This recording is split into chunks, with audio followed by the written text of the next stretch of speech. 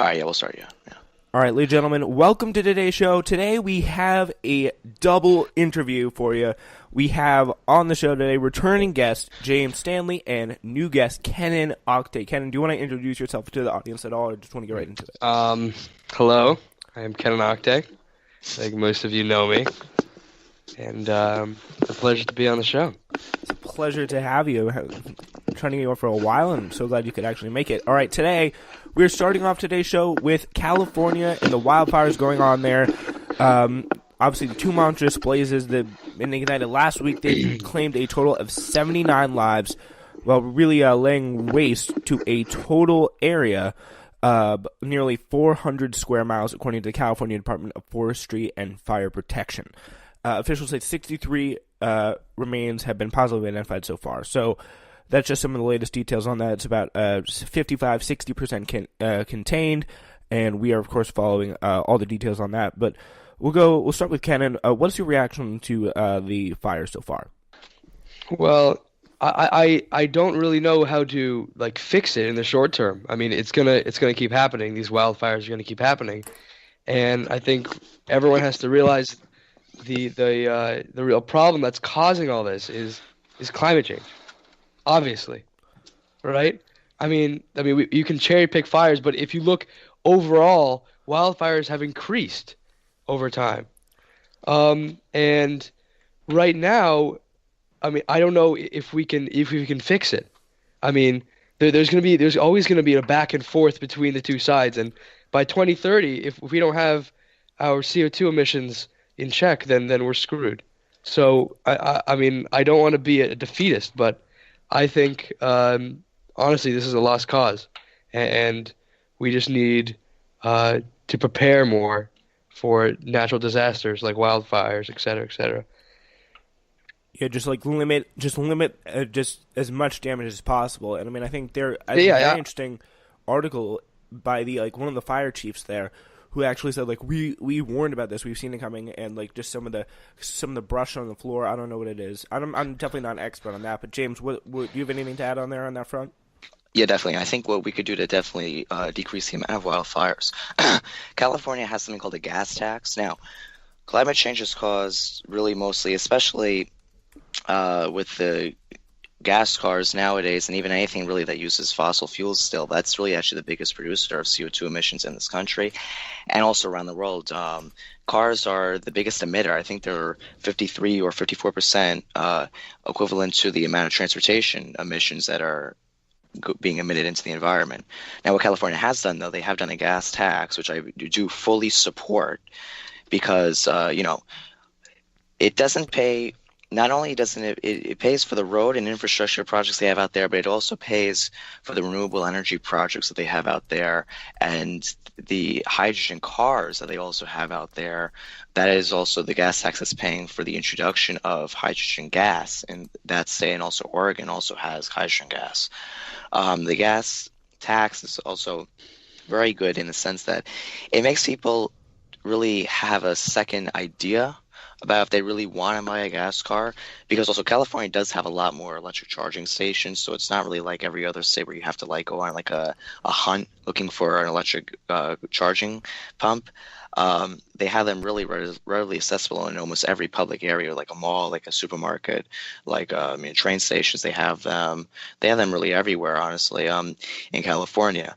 The other way that they could really slow down the wildfires, you can't really stop a wildfire in the sense that it's obviously caused by climate change. They're obviously getting worse and they're getting more rampant. They're coming more often than they used to ever. They're bigger. The wildfire that we have right now out here is still burning. It's 1,667,000 acres, which is the largest amount of burned acreage recorded in a fire season. The fires are just getting bigger. They're really not going anywhere. The only thing that we could really do is reduce the amount of emissions that we put into the environment. And California especially has a big problem with this, as they have the mountain terrain to their east and they have the ocean to their west, which the ocean pushes, literally the ocean just pushes the emissions to the forest. And what occurs is these fires just become more rampant and bigger. More people actually die in this fire than any other fire that they've had so far. I mean, it's just absolutely these fires are just getting bigger, and I think what California needs to do is prepare, which is what they're doing. Yeah, it's definitely going to be tough for them to contend with situations like that because it just seems to aggravate it a lot more. And what do you think the... Yeah, wait. Can I add something? Oh, yeah, sure. Yeah. Yeah, so for climate change, the solution. So even if we solve carbon dioxide, even if we get off carbon dioxide, it's still going to be here for a while, and it's going to take a while for the effect to actually happen. Mm-hmm. The solution is reducing our methane production because methane, unlike carbon dioxide, goes away almost immediately. Almost immediately. You're going to have an instant effect. And methane holds in 50 to 100 times more heat than carbon dioxide. So although methane is just 16% of the global greenhouse gas emissions, that's inflated because it holds 50 to 100 times more heat than carbon dioxide. And to reduce our methane, obviously we have to reduce our meat consumption. Because I forgot all about that, actually. Yeah. Yeah. And I think, I mean, politicians always talk about carbon dioxide, but we have to start bringing up methane and reducing methane as well. Actually, speaking of that, yeah. The reason actually why they introduced the hydrogen car was actually because in the areas where they actually have the hydrogen cars allowed in California, they're actually starting to, for energy use actually in California as well, at sewage treatment plants, and even they have it in Massachusetts outside of the Logan International Airport in Boston. They have a methane power plant where they literally it's a storage treatment plant where they clean all the stuff that goes out to the storage treatment plant. They absorb the methane. It's then pumped really quick. Turbines are moving, which the turbines that are moving create electricity, and then what happens then with the methane is then they I don't know what, I think they decompose or they do something with it. It's environmentally friendly, but that's another good way that we could definitely use methane. Now that's not for animal use though, but that's probably most likely good for human use. Yeah, that is definitely very interesting solutions that we can see. I didn't really know that much about methane. It just packs such a more powerful punch from what you're saying here than just working on CO2 because it really kind of weighs down on the environment a lot more. Another interesting thing is about how this start and possibly the Pacific Gas and Electric Company. They said in a regulatory filing that it suffered a second problem with a high voltage line the morning this devastating campfire ignited. And some people, including communities in Polga and Paradise, where the fire hit those communities the hardest, they're now filing lawsuits because of this, because of their mistakes. And it seems to be very much kind of a situation that could have negative effects for them. And in your guys' opinion, what role do you think PG&E had on this? And could they have done anything to kind of make it calm down the situation a little bit more? Well, James Stanley, I think I'm going to give that to you because I don't really have a lot of background on that situation, to be honest with you. Okay. Well, what the Pacific Energy Company definitely could have done was they definitely could have really maintained their power supply a lot better. I mean, Pacific Energy has a lot of they have a lot of problems with their energy supply actually for California, which is actually the reason why California does have a pretty big energy shortage compared to the rest of the country. Also, they do have a very high water shortage. I'll get to that in a moment. But the energy that they definitely could have done with the Pacific Energy, they definitely could have maintained it more. They've had maintaining issues over the past. This is not really anything new. They've had maintaining issues over the past. They've had more. Actually, Pacific Energy has the most electric fires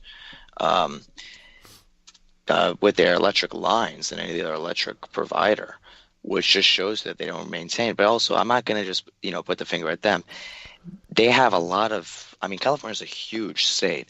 They're the biggest provider in that state. Unlike many states, like for example, New York, we have 4 energy providers. We have Con Ed. We have I forgot the other 3, but I'll get to that in a moment. But many states don't just have one. California only has one.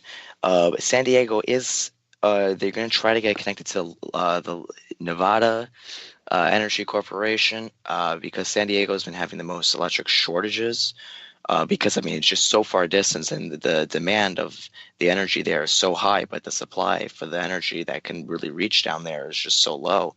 They've actually had to limit people's electricity use. I mean, they really need to start maintaining their energy system more. And really, the only way they could do it is just by looking at more renewable energy sources. Like California, they pride themselves with that renewable energy. But if you look at it, New York has more renewable energy percent-wise. We produce and we use more energy from renewable sources than California does. Jerry Brown, he's a pretty good governor, but I think he definitely could have done more for the renewable energy sector as he did. Really, he didn't really do a lot for it. He definitely could have done more in his 8 years as governor. Now we got a new guy coming in, Gavin Newsom. We got to see what he'll do. I don't know what he'll do. He'll probably do the same stuff since he's his lieutenant governor, but I don't really know. The only thing they really got to do is they got to find more reliable energy sources that really, in my opinion, for a state like California, they should just make their energy right in that state. That's probably the most reliable source of energy that they could use is solar and wind, especially wind in the southern portion of the state as they have some heavy winds typically during the summer season in Los Angeles as the ocean winds are coming relatively hard and they literally just get stuck in between the ocean and the mountains. So it's really just like a whirlpool of just wind. So that would be ideal actually for a wind turbine area farm in that area. They definitely do have the land for it. I mean, if you look east of Los Angeles, they do have relatively suburban areas. They do got some empty lots there. They have actually some desert land actually down east of San Diego as well that could definitely easily be used for wind farm. And even a solar farm could be used there as well because it's flat land east of San Diego, which is ideal for solar farms. And that is what they should be doing to help make sure that San Diego doesn't have an energy shortage. Because honestly, in this modern world, I don't really see a reason why we should be restricting people from using energy. When they should have the opportunity to be using energy. This is not 1872 where we have candles. We have energy now. Yeah, and I think it's we should I think be it's using also our resources. Yeah, I think it's also very interesting that like we see the new Democratic leaders, some of the new Democratic voices in the House of Representatives, also pushing some of these ideas, and we'll talk about that. Will definitely help. I was wondering what Kenan. Since James just talked, I was wondering what your thoughts were about some of the effort for the Green New Deal and some of the energy jobs that will help push our country forward. And as you say, like we only have a certain amount of time, really, before this becomes a big problem. Yeah, I mean, absolutely. I mean, jobs. I mean, that's definitely a benefit. I mean, any way we can reduce our carbon dioxide obviously will help us, but I'm going to be honest with you. I don't think going down the carbon dioxide route is going to be the way, the most effective way to solve this problem. I mean, it's going to be extremely difficult to get everyone off gas cars, right? I mean, like vast majority of houses are not run off solar panels. I think the solution is going to be methane reduction, and if we reduce our methane, that's just going to buy us more time to find new options to fix the carbon dioxide problem. So I'm going to be honest here. I think the number one issue we have to fix is methane first. Yeah, that's going to buy us a lot of more time. Mm-hmm. Yeah, that would be interesting, and just that also is something that a lot of people could do on a small level, like for example, like as you said before, eat less red meat, focus less off those animal products, and that kind of gives you a feeling of you're doing something major. So if anyone's listening out there and you want to help the environment, but you say no, you don't really know how. It sounds weird, but like eat less red meat. That could actually really help you. James, before we move on to our next story, if there's anything you want to add in, feel more than welcome to. I probably actually would have to say I do agree with Ken with the methane, but we really do got to look about the cars as well, though. I mean, I don't think I've ever talked about my opinion actually about cars here, but I think cars, in my opinion, people might debate this, was a stupid invention, actually, the gas car, in my opinion, actually. I understand it transports people everywhere, but I don't like the idea that we should make more gas cars and have it cheaper than an electric car or hydrogen car. Actually, hydrogen cars are actually starting to get pretty cheap now, but they're only legal in 2 states, sadly. But in my opinion, this is what I think we should do. If you have a gas car, fine, you can keep it, but be prepared